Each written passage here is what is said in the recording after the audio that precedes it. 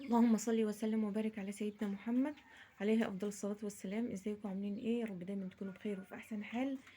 ان شاء الله كده الفيديو بتاعنا النهارده تكمله للفيديو اللي فات، لان الفيديو اللي فات بصراحه وانا بصور ما خدتش بالي ان الفيديو قطع. وما كملتش كلامي اللي انا كنت عايزه اقوله في الفيديو اللي فات. كنت طبعا عايزه اكمل ان الفراخ بعتها بكام وبعتها لمين، وان شاء الله ربنا يرزقنا منها خير ان شاء الله باذن الله، لان انا بدات ان انا ابيع منها. بعت الحمد لله، وهكمل هكمل بقيتهم باذن الله النهارده كده. بعت بكام؟ بعت ب95. طبعا انا سالت الاول في المحلات، لقيتها في ناس بيبيعوها ب100 وفي ناس بيبيعوها ب99. طبعا انا كنت واخده عهد مع نفسي وعهد مع ربنا كده ان شاء الله لما اجي اطلع الفراخ، سواء الفراخ عاليه سواء الفراخ نزلت، قلت ان شاء الله باذنك يا رب ربنا يرضيني فيها وهنزل في الكيلو 5 جنيه باذن الله. تمام، فانا بعتها على 95 جنيه. نرحم بعضنا يا جماعه عشان ربنا يرحمنا.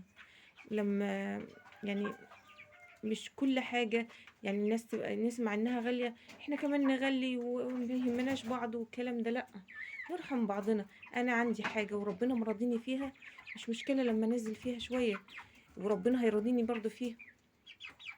عندك حاجة بتبيعها مش شرط الفراخ، اي حاجة تانية وانت شايفة ان ربنا رزقك منها، مش لازم يعني تكسبي المكسب الفظيع فيها، لا، خدي رزقك بما يرضي الله. يعني مش لازم أن تكسبي كتير قوي، لا، تاخدي بالك برضه ان انت تكوني مكان الست اللي بتشتري او الراجل اللي بيشتري منك ده، ان هو برضه مضغوط وعليه عليه حاجات تانية البيت وعايز برضه يشتريها وكده. فنرحم في بعضنا شوية. آم، والله ربنا هيرحمنا يا جماعة. تمام، بعت ب95. تمام. كمان بعت لمين؟ ما بعتش لتاجر ولا حاجة زي المرة اللي فاتت، لا، العدد اللي معايا قليل المرة دي، فأنا بعت ايه؟ بعت قطاعي كده للناس الجيران، حبايبي قرايبي صحابي، كل ده. آه الناس دي أنا بعتلهم. تمام.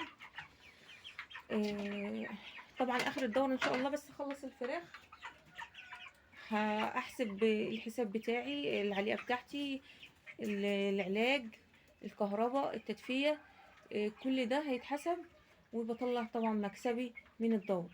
وهقول لكم باذن الله برضو في فيديو جاي انا طلع لي قد ايه بما يرضي ربنا. تمام. طبعا انا مش هقدر احكم دلوقتي لان انا لسه ما جمعتش ال- الحاجه اللي انا صرفتها وكده. بتقسمي كل حاجه انت صرفتيها وبعدين بتطلعي المكسب اللي ربنا رزقك منه. تمام. طبعا في ناس طالبين يا جماعه موازين قليله لان الفراخ دلوقتي سعرها عالي، فكل الموازين اللي بتنطلب معاكي بتنطلب 2 كيلو، 2 الا قليل لما تلاقي واحده عايزه مثلا 2 وربع، 2 ونص. فما تكبريش انت بقى في الميزان بتاع الفراخ معاكي، يعني انت هتكبريها هتخليها 2 وربع ولا 2 ونص، مش هتلاقي حد ياخدها منك. تمام. فانت ساعه ما الفرخه تبقى 2 كيلو، تمام، ابدأي بيعي او اقل كمان، يعني مثلا بقت كيلو 900 وتلاقي عندك فراخ 2 كيلو، ابدأي بيعي. تمام. لان الفراخ لو كبرت معاكي في الوقت اللي احنا فيه ده هتبقى بيعتها صعبة يا جماعة. وربنا يا رب يرزقنا رزق حلال طيب احنا وأمة محمد بإذن الله. كمان كنت عايزة اقول لكم ان الحمد لله انا بقالي فترة، يعني بقالي دلوقتي يجي نقول 5 ايام داخله في اسبوع، طبعا مبطله كل اي علاج انا بحطه، مضاد سموم، مضاد حيوي، اي حاجه. لو انا كنت عايزه ان انا احط علاج، لا، ابطل اي علاج بقى، لان انا ببيع الحاجه ديت عشان تبقى الفرخه لحمتها كويسه وحلوه يا جماعه بما يرضي ربنا. تمام. مش هبقى انا هبيعها الصبح او هبيعها كمان كام يوم وتانيين بقى احط في دواء، يعني اهم حاجه عندي صحه الفراخ بقى، وتنين احط في علاج. لا، انت عندك الفراخ فيها حاجه عالجيها وسيبي لها فتره، فتره اللي هو يعني ان الدواء يطلع من جسمها اللي هو 3 ايام اقل حاجه، ابداي بيعتها. تمام. انا طبعا ساعه ما اقرر ان انا هبدا ابيع الفراخ مثلا قدامي 3 4 ايام 5 ايام، ابدا احط خل في الميه، خلي كل يوم في الميه. انا حبيت اعرفكم. طبعا انا دلوقتي عندي طلبية فراخ، في ناس طالبين 5 وفي طالبين 8، في ناس طالبين 10.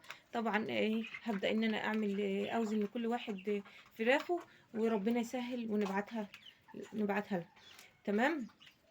ربنا كده يعيننا عليهم يا رب، نعيننا على ما نخلص الدورة دي بإذن الله.